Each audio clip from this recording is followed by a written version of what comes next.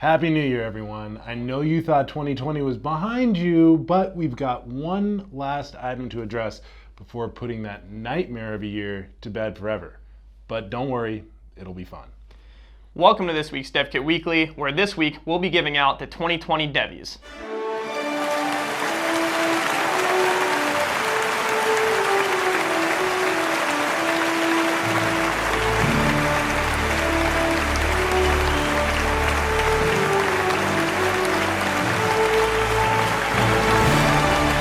So we actually won't be giving out any awards because we already have. The Devvies is really a chance for us to look back on some of the coolest kits we've reviewed over the past year, and more importantly, see what all in the community are doing with them. Each of us are going to walk through our top 3 picks for the coolest projects Dev Kit Weekly raffle winners are undertaking with their new or relatively new kits from 2020. They aren't in any particular order, but everyone loves lists, so let's get started. Perry, you look great. Have you been working out? A little bit. Why don't you take the first one? All right. Number 1. Number 1, Appleware HIDs with the Microchip AVR-BLE development board.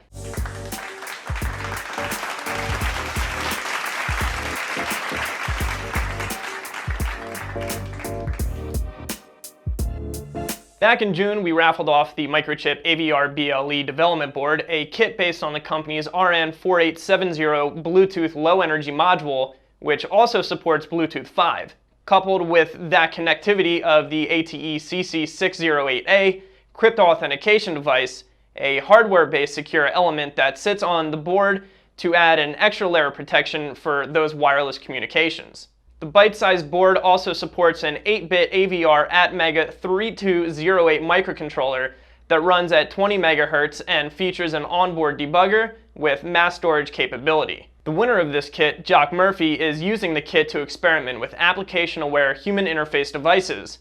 For example, a touch panel whose icons would change based on the application that's currently running. A compact application running on the system would keep track of the current application to determine which icons and keystrokes need to be presented and detected.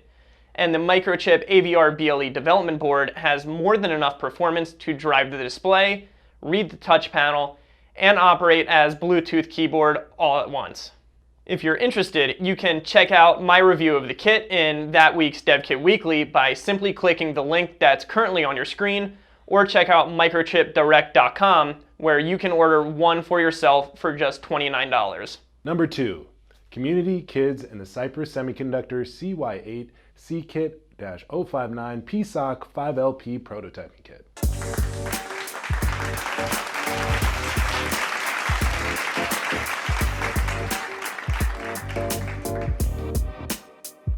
Take a load off, Perry. I'll take this one for you. Back in August, Perry reviewed the Cypress, or is it Infineon now? CY8 C-Kit-059 PSoC 5LP prototyping kit, which is a wickedly programmable little board that features programmable analog and digital peripherals, including 20-bit analog front ends that are designed around an ARM Cortex-M3. A 24-bit DFB coprocessor on the PSoC offloads tasks from that CPU to CPLD-based universal digital blocks, and an onboard KitProg programmer debugger lets developers like Boris Tajikov get developing right out of the box. Boris was somewhat of a PSoC veteran to begin with, as he's published custom libraries and projects on the Cypress community that include a 24-bit DDS arbitrary frequency generator, FM audio transmitter, digital temperature sensor reader, and a quad decoder for rotary shaft encoders. If you want to keep up with Boris's PSoCs par excellence, check out the Cypress community pages at https://community.cypress.com/thread, and then either 13628 or 42364 or 28125 or 30654 or, well, you get it. Another winner of the PSoC 5LP prototyping kit was Emerson Lima, who during the quarantine was sometimes joined by future engineer and Dev Kit Weekly viewer Letitia, who is already captivated by blinking LEDs and push buttons. The two of them have a Venus flytrap and hope to use the CY8 C-Kit-059 PSoC 5LP prototyping kit to measure soil moisture, alkalinity, etc. to keep their little carnivore hungry. These kits, which only cost $14.96 a piece, can be purchased from DigiKey. You can learn more at Infineon.com. Number 3, Anomaly Detection, the MAX 32630 Feather application board, and me.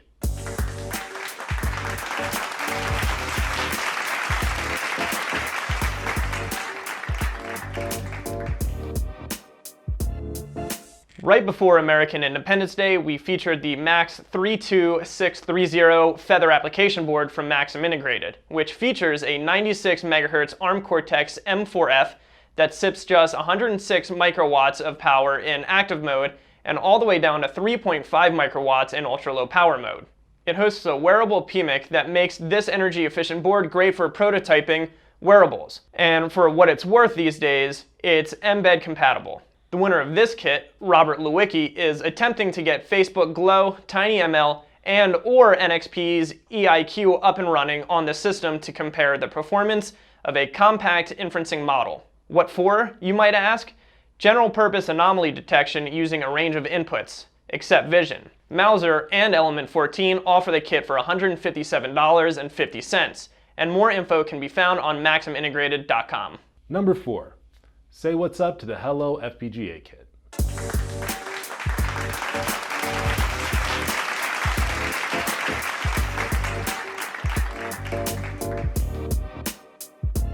Another June bug, the Microchip Hello FPGA Kit episode of DevKit Weekly introduced us to a prototyping platform based on the SmartFusion 2 FPGA SoC with 12K logic elements and an ARM Cortex M3, an OmniVision OV7725 based HD camera board, a bunch of AI, DSP, and image processing starter demos, and even an LCD board, all of which make machine learning at the edge so easy, even a machine can do it.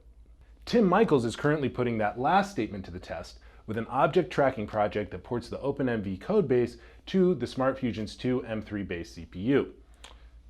Object detection algorithms written in Python will run on the FPGA fabric. Tim does note that there are some challenges and hurdles to overcome, such as the fact that the kit doesn't support direct access to the serial interface on the SmartFusion 2 and instead routes serial through the onboard PIC32 that's used for programming and then onto the FPGA. And then there's all that moving around of Python and C code. But the overall stack here supports a lot of tools, proven algorithms, and help for basic imaging questions. Plus, it's open source, says Tim. Couldn't have said it better myself. You can find out more of the good news about the Hello FPGA Kit on Microchip.com or buy it from distributors like Future Electronics for as little as $159. Number 5, getting connected with the XB3 cellular smart modem and LTE-M and NB IoT kit.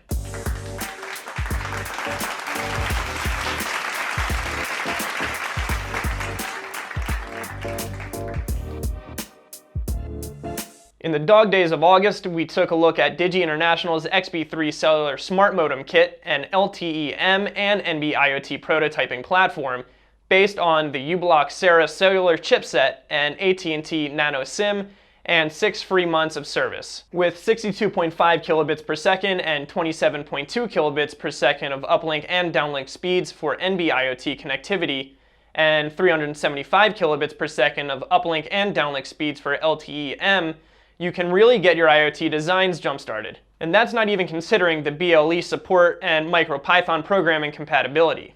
You know who knows all this already? Charles Mao. He's using the kit to help automate a sump pump.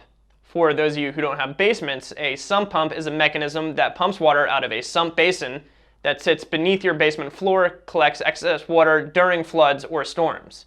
Once the water level breaches a threshold, Charles wants to get a text to his phone, and the XB3 cellular smart modem kit is like the mailman for SMS, data, and even voice. It delivers. You know who else already knows about the Digi International XB3 cellular smart modem? Abdulghani Chabira. Abdulghani is building a smart sensor grid in his garden that detects soil temperature and humidity, and connecting it to the cloud using the XB module. For more, visit digi.com or buy it online from DigiKey for $139. Number 6, getting started with Infineon Zensiv Sensors IoT Development Kit.